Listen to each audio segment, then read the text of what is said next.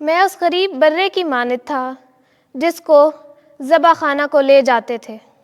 آج کی ہماری پہلی تلاوت ارمیہ نبی کا صحیفہ 11واں باب 18ویں سے 20ویں آیات مقدسہ تک۔ اے خداوند، جس وقت تو نے ان کے کام مجھے دکھائے تو نے مجھ پر یہ ظاہر کیا تاکہ میں جانوں، اور میں اس غریب برے کی مانند تھا جسے ذبح کرنے کو لے جاتے ہیں، اور میں نے نہ جانا کہ انہوں نے میرے خلاف مشورتیں کیں کہ آؤ ہم درخت کو بما اس کے ثمر کے نیست کریں اور ہم اس کو ارض زندگان سے کاٹ ڈالیں اور پھر اس کے نام کا ذکر نہ کیا جائے۔ پر اے رب الافواج، اے عادل منصف، تو جو گردوں اور دلوں کا پرکھنے والا ہے، ان سے انتقام لے کر مجھے دکھا، کیونکہ میں اپنا دعویٰ تیرے آگے سپرد کرتا ہوں۔ پاک کلام کے پڑھے اور سنے جانے پر خدا کی برکت ہو۔ زبور 7 جماعتی جواب۔ اے خداوند میرے خدا، میں تیری پناہ لیتا ہوں۔ اے خداوند میرے خدا، میں تیری پناہ لیتا ہوں۔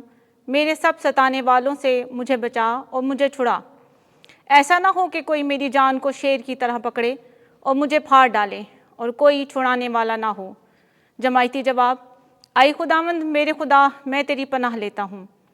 اے خداوند میری راستی کے مطابق اور میری بے گناہی کے مطابق میری عدالت کر۔ شریروں کی بدیوں کا خاتمہ کر دے، مگر صادق کو قیام بخش دے، کیونکہ تو اے خدائے عادل قلبوں اور گردوں کو جانچتا ہے۔ جماعتی جواب۔ اے خداوند میرے خدا، میں تیری پناہ لیتا ہوں۔ خدا میرے لیے ایک سپر ہے، وہ راست دلوں کو بچاتا ہے۔ خدا عادل منصف ہے، بلکہ ایک ایسا خدا جو شریر کو ہر روز دھمکی دیتا ہے۔ جماعتی جواب۔ اے خداوند میرے خدا، میں تیری پناہ لیتا ہوں۔ خداوند آپ کے ساتھ ہو۔ انجیل مقدس یوحنا کے مطابق اے خداوند تیری تمجید ہو۔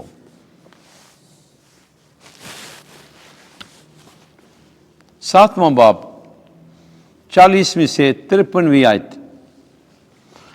کیا مسیح جلیل میں سے ہوگا؟ اس وقت ہجوم میں سے بعض نے یسوع کی باتیں سن کر کہا، سچ مچ یہی النبی ہے۔ اوروں نے کہا کہ یہ المسیح ہے۔ مگر بعض نے کہا، کیا المسیح جلیل سے آئے گا؟ کیا نوشتہ نہیں کہتا کہ المسیح داؤد کی نسل سے اور بیت الحم کے گاؤں سے آئے گا، جہاں داؤد رہتا تھا؟ چنانچہ ہجوم میں اس کی بابت اختلاف ہوا، اور ان میں سے بعض اسے پکڑنے کا ارادہ کرتے تھے، مگر کسی نے اس پر ہاتھ نہ ڈالا۔ تب پیادے سردار کاہنوں اور فریسیوں کے پاس آئے، جنہوں نے ان سے کہا، تم اسے کیوں نہ لائے؟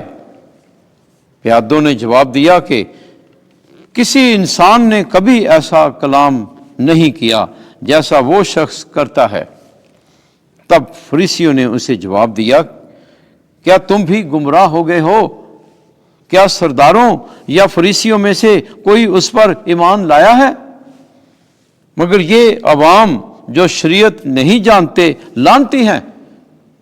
لیکن نیکودیمس نے، جو پہلے اس کے پاس آیا تھا، انہی میں سے تھا، ان سے کہا کہ کیا ہماری شریعت کسی کو مجرم ٹھہراتی ہے، پیشتر اس سے کہ اس کی سن لے اور جان لے کہ وہ کیا کرتا ہے۔ انہوں نے جواب میں اس سے کہا کہ تو بھی جلیلی ہے،